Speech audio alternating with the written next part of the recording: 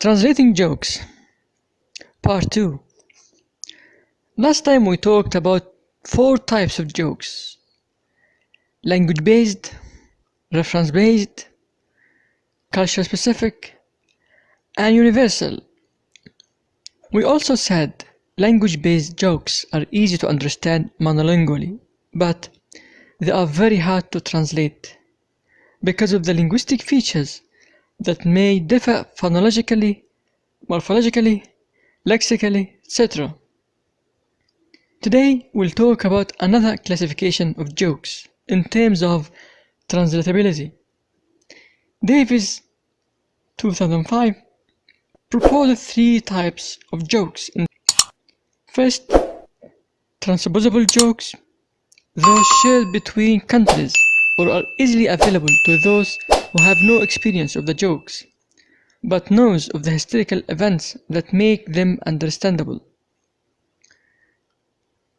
The second type of jokes, switchable jokes, jokes that exist in the country but have a more or less exact equivalent in another, in which they are pinned on a local group within the second country.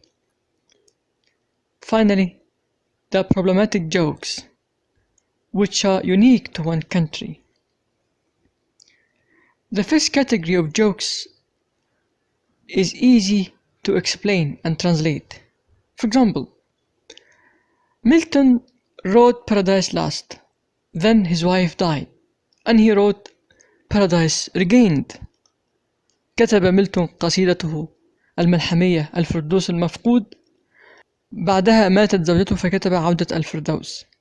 The punchline is the addition of the death of Milton's wife to show that he wrote the first poem, Paradise Lost, because of his unhappy marriage, which is not true.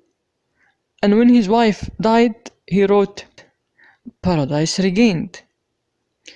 Basically, if we add this explanation while translating, it won't be a joke. To put it in the words of E.B. White, explaining a joke is like dissecting a frog. You understand it better, but the frog dies in the process. The second type of jokes in terms of translatability is switchable jokes. Jokes that exist in one country, but have a more or less exact equivalent in another, may be heard in all corners of the universe, with the same punchline, but in different forms. Every ethnic group, or a country, or maybe locality, has their own favorite sarcastic jokes about the other. For example, in England they tell jokes about the Irish. They even say it's an Irish joke for naive jokes. Look at this joke. What is the best thing that happened between England and Ireland? The answer is the Irish Sea. In Ireland, they do the same about Kerrymen, and sometimes about the British. There's an old Irish joke that reads, "Why does the sun never set on the British Empire?" The answer is because God wouldn't trust an Englishman in the dark. Americans tell Polish jokes, Italians about the southern Italians, Indians about the Sikhs. Therefore, one can change the identity of the character mentioned in the joke to fit the comic atmosphere in the target language.